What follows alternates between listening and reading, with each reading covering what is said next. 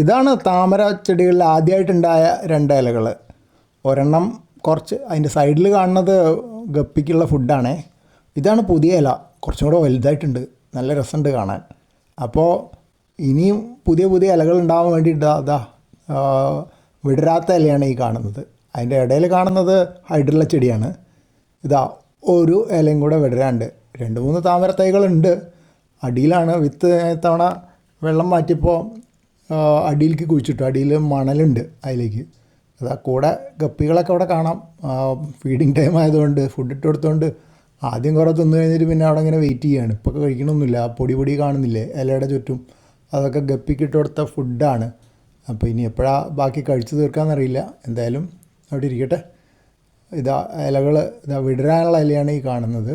ചെറിയ ഇത് കുറച്ച് ദിവസം എടുക്കും അത് വിടർന്ന് വരായിരുന്നു. 4-5 ദിവസം കഴിഞ്ഞിട്ടേ വിടർന്ന് കാണാറുള്ളൂ.